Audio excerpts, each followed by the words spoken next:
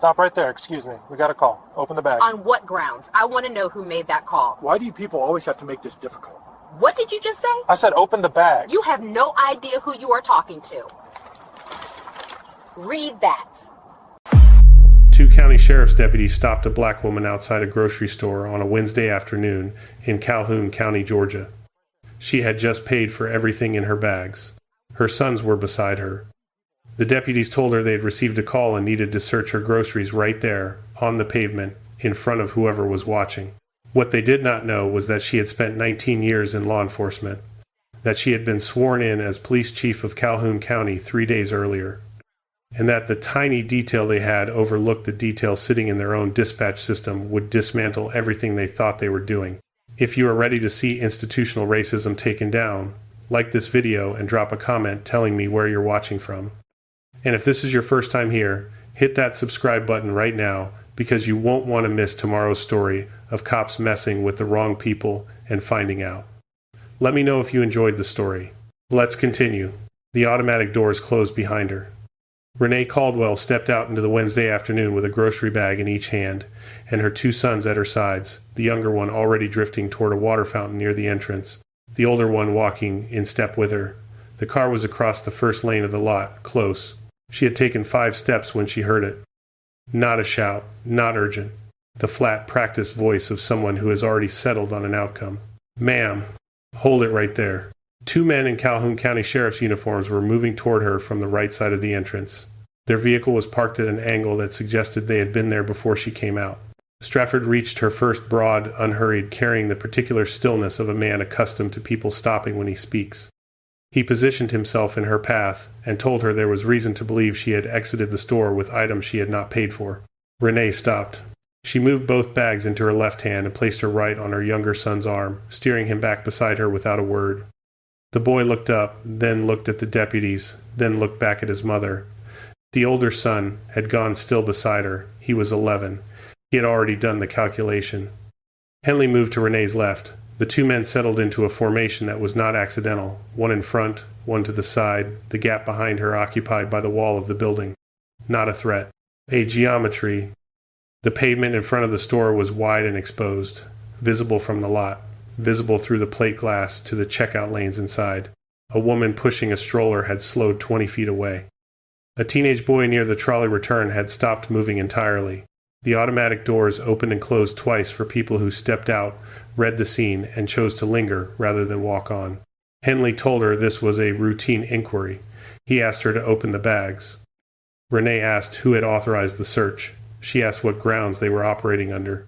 Strafford told her they had received a call. When she did not respond, he said it again, with the same weight. They had received a call. She looked at him. Then she set both bags down on the pavement upright, controlled, not frustration, but preparation. She reached into the inside pocket of her jacket and removed her identification. She held it open at chest height, steady, positioned so both men could read it without stepping forward. She did not speak while they read. The badge identified her as Renee Caldwell, Chief of Police, Calhoun County, a separate agency from the Sheriff's Office. A peer department neither above nor below in the county's law enforcement structure, but occupying the same jurisdictional ground. In 19 years of service, she had worked alongside sheriff's deputies on task forces, joint operations, and coordinated investigations across 4 counties.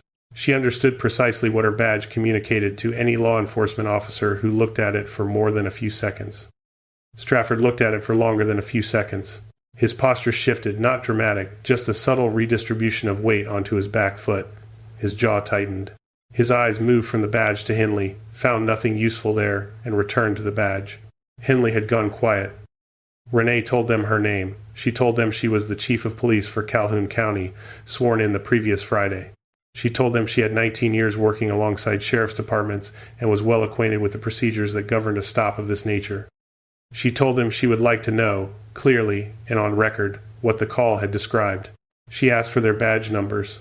The woman with the stroller had stopped walking. 2 store employees were visible through the plate glass, standing at the edge of the nearest checkout lane, watching. Renee closed the badge wallet and returned it to her jacket. She picked up both bags and waited. Henley spoke. He used her title. That part he managed. Everything after it undid the courtesy entirely. Regardless of her position, he said, The call had been logged, and procedure required them to complete the inquiry. He was asking her respectfully to allow them to check the contents of the bags. The teenage boy near the trolley return took out his phone. Renee looked at Henley. She looked at Strafford. She looked at her older son, who was standing without moving, watching his mother with an expression that was absorbing everything and releasing nothing. Then she looked back at both men. Fine, she told them. She would show them what she had purchased. And when she was finished, she had one question for them. She needed them to think before they answered it. She set both bags down again and began removing items, placing them on the low brick ledge that bordered the storefront. A bag of plain flour, 2 blocks of unsalted butter, a sack of brown sugar, 6 eggs in a cardboard carton, a bottle of almond extract. Then, the last item, a small box, slightly crushed from sitting at the bottom of the bag, candles. 10 of them, blue and silver, the colors her younger son had pointed to in the party supplies aisle 20 minutes earlier. His birthday was in 3 hours. She placed the box on the ledge. She straightened up. She folded both empty bags and set them aside. She looked at both men and said nothing. The candles sat on the brick between them in the afternoon light. Neither deputy spoke. Plain flour, 2 blocks of unsalted butter, brown sugar, 6 eggs, almond extract. 10 birthday candles, blue and silver, chosen by a 6-year-old who had turned 7 before the sun went down. That was everything on the ledge. Renee told them she had paid for every item at the self-checkout terminal second from the left. She had been shopping at this location for 3 years. She produced the receipt from the front pocket of her bag without being asked, unfolded it, and held it toward Strafford. She told them her son's birthday dinner was already on the table at home, that this cake was the last thing left to make, and that she was still standing on this pavement. She asked whether they had what they needed. Strafford looked at the ledge. Something had left his posture, not guilt yet, but the particular flatness of a man who has realized the situation has moved beyond what he planned for. He did not speak. Henley did. He told her, without raising his eyes to her face, that the call they received had described a suspect. He did not elaborate on the description. He said the call had come through proper channels and was logged as credible. He said protocol did not include provisions for professional rank once a complaint was on record. He said he understood this was uncomfortable. He asked whether she had the receipt. She held it toward him. He took it. He read it. He held it for a moment longer than reading required, then handed it back without comment. Renee folded it and returned it to the bag.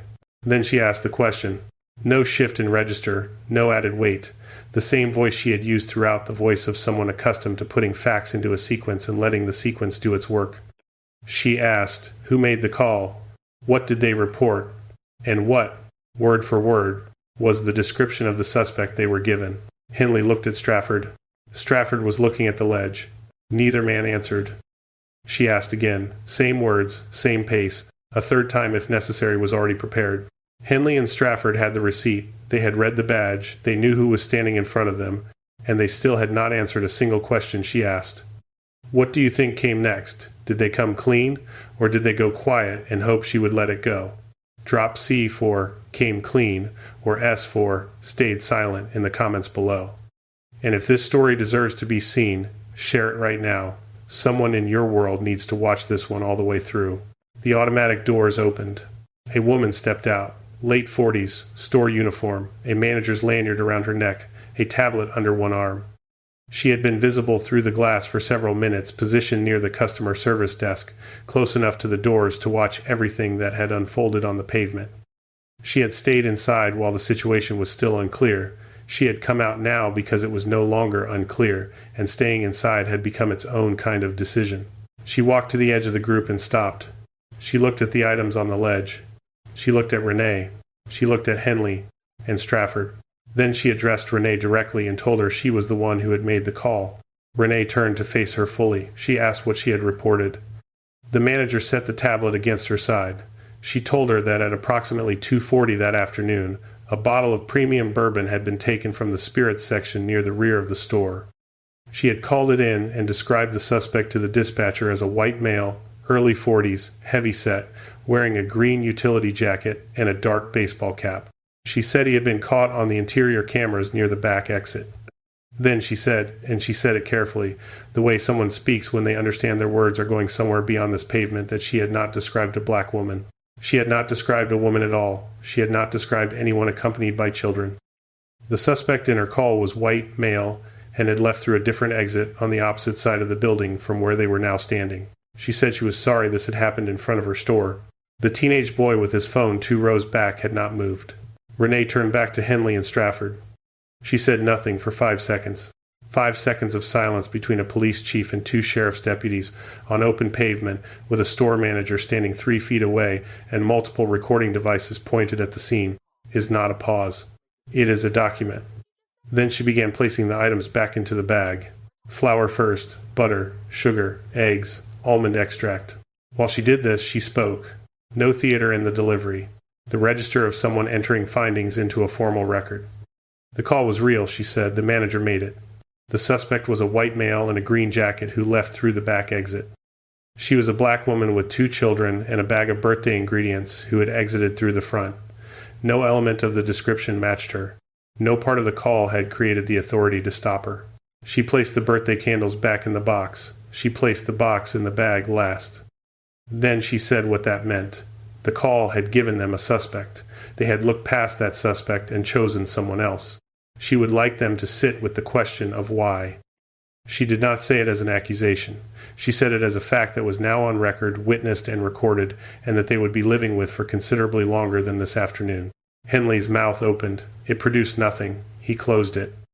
Strafford had taken a half step back, not a choice, just what the body does when something lands heavier than expected. The manager had not moved from where she stood. Renee picked up both bags. She looked at her older son. He had watched every second of it. The badge produced from the jacket, the items placed on the ledge one at a time, the receipt, the question, asked twice without an answer. The manager walking out through the automatic doors. Every word his mother had spoken in the same voice, without once raising it or retreating from it. He had watched a woman be stopped, questioned, accused again, and then methodically take the accusation apart using nothing but the truth, in the exact order the truth needed to be told. He was 11 years old. He would not forget it. The pavement outside that store in Calhoun County stayed populated for a long time after it should have cleared. The woman with the stroller had not left. The teenage boy had lowered his phone, but was still there. 3 other shoppers stood at varying distances, not speaking to each other, simply present the way people remain at the sight of something that felt, while it was happening, like it mattered that they stayed. Renee walked her sons to the car first. The younger one was buckled in and already leaning against the window, the birthday candle box in his lap. The older one sat in the back seat and watched through the glass as his mother walked back toward the store entrance alone. She made one call. Not to the sheriff's department. Henley and Strafford answered to their own elected sheriff, their own chain of command. She had no authority over either man, and had no intention of behaving as though she did that, was not how she wanted this handled, and it was not how it would hold up. What she had was a badge, 19 years of institutional knowledge, a store manager willing to speak, and footage from at least 4 separate devices. She called the Calhoun County Office of Professional Standards the independent oversight body with formal jurisdiction over both the police department and the sheriff's office.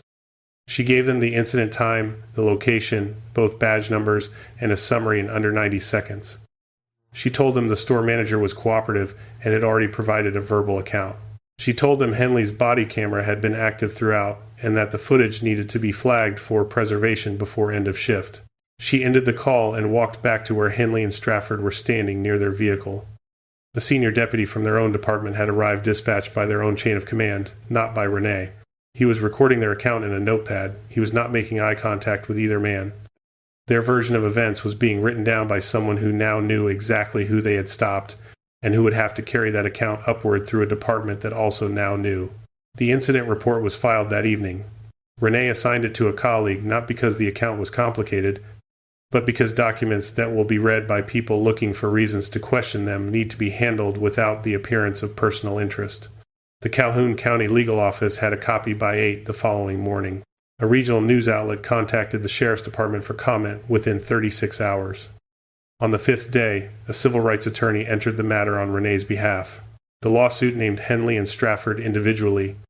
It named the Calhoun County Sheriff's Department as an institution, on the basis that the conduct of its deputies reflected a failure of supervision and training that the department was responsible for.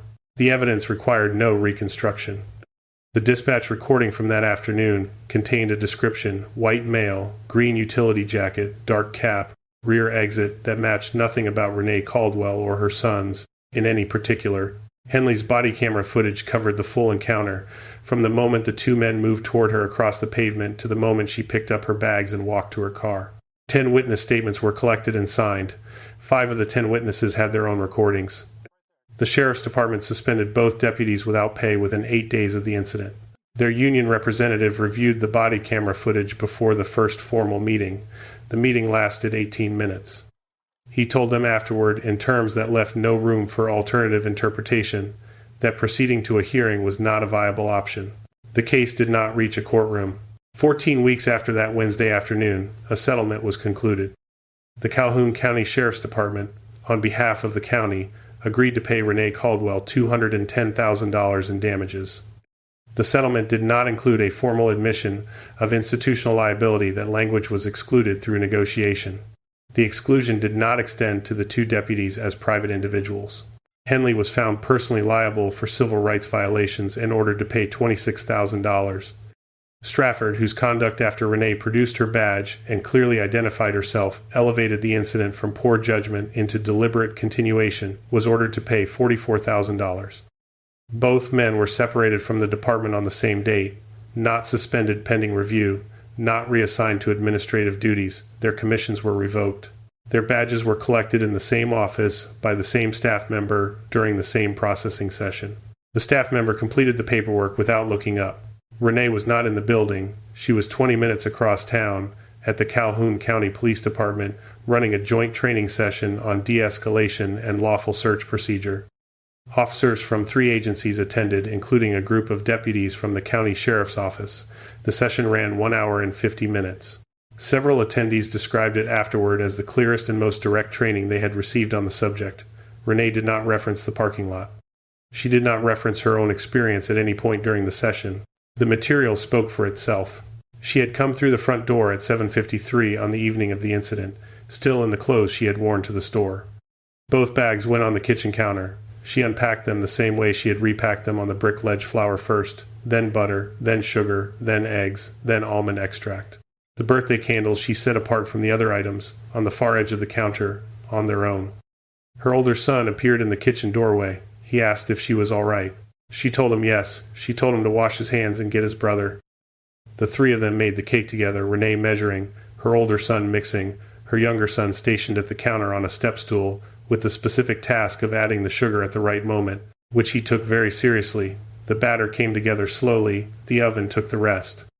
The kitchen filled with warmth and the smell of almond and butter, and somewhere in the middle of it the younger boy stopped asking how much longer and simply sat on the step stool and watched the oven light.